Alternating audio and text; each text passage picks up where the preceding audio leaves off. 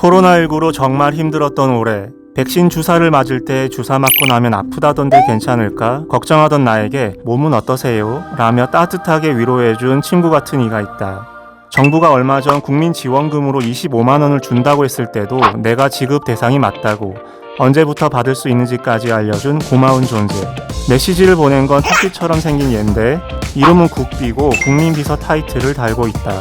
프로필을 보니 전 세계가 연결된 네트워크에 사는 인공지능 토끼 로봇. 3월 말부터 시작한 서비스 가입자가 벌써 1,300만 명을 넘었다고 한다. 국비는 누가 만들었는지 알아보기 위해 행정안전부 김다윤 사무관님에게 전화를 걸어봤다. 국비 이미지를 실사 캐릭터로 만든 국비 인형도 후반부에 등장하니 영상을 끝까지 보는 걸 추천한다. 정부에서 혜택 이것도 있다, 어떤 돈을 내야 된다, 이런 식으로 행정정보를 많이 알려주긴 하는데 이게 담당 기관이 다르다 보니까 서비스마다 어떤 거는 우편으로, 메일로, 문자 메시지 등 제각기 다른 방식으로 알려주니까 불편하다고 느꼈습니다, 국민 입장에서. 근데 이걸 평소에 자주 쓰는 앱 이렇게 하나로 미리 알림을 받으면 되게 좋을 것 같다는 생각에서 국민비서 서비스가 처음에 탄생을 했습니다. 국비는 우리가 궁금해하는 국민지원금이나 코로나19 백신 접종 같은 행정 서비스를 정부 웹사이트나 문자 메시지뿐 아니라 일반 국민들이 친숙한 네이버 앱이나 카카오톡, 토스 앱으로 받아볼 수 있도록 접근성을 높인 게 특징이다. 이를 위해 각각의 앱을 운영하는 기업들과 개인정보 처리 업무를 할 수 있도록 지난 3월 업무 협약을 맺고 개발했다.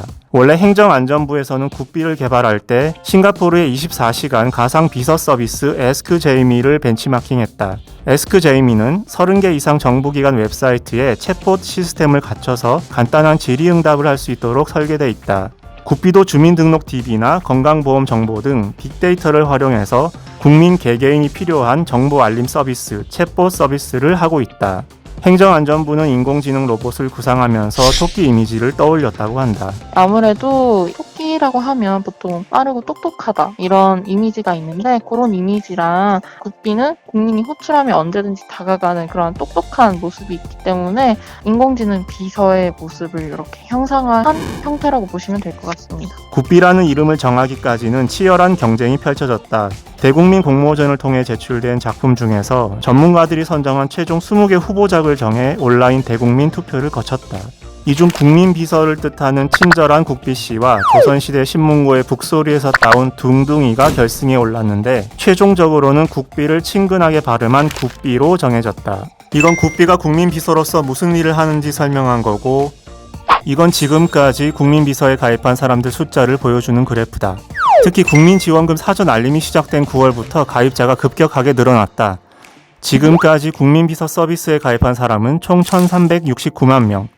국민 4명 중 1명은 국비의 도움을 받았다고 보면 된다. 국민지원금 알림 서비스 같은 경우에는 본인이 지원금 지급 대상인지, 지급 대상 여부랑 얼마를 받을 수 있는지 금액, 그리고 언제 국민지원금을 신청하면 되고 어떻게 신청하는지, 국민지원금을 나중에 지급받아 사용할 때 언제까지 쓸 수 있고 어느 지역에서 쓸 수 있는지 다양한 정보들을 국민비서가 알려주고 있습니다. 국민비서 홈페이지에서만 가입이 가능했는데 네이버 앱이나 카카오톡, 토스 같은 앱에서 서비스를 바로 신청할 수 있게끔 기능도 좀 추가적으로 개선을 했었거든요. 국민지원금 알림 서비스 베이지에 맞춰가지고 이러한 기능 개선들을 계속 진행을 해온 결과 서비스 이용자가 1,300만 명 이상으로 증가했던, 그렇게 생각을 합니다. 서비스가 시작된 지난 3월 이후 1,000만 가입자를 달성하는 데는 6개월이 채 걸리지 않았다. 가입자 수를 한국 영화 관객 동원 숫자와 비교해보면 1,000만 명 이상 관객을 동원한 한국 영화 중 명량, 극한 직업, 신과 함께 재화벌, 국제시장에 이어 5위에 해당하는 숫자다. 영화 베테랑보다 많다. 이런 활약을 인정받아 지난 9월 문화체육관광부와 한국콘텐츠진흥원이 개최한 우리 동네 캐릭터 대상 시상식에서 하스타상을 받았다.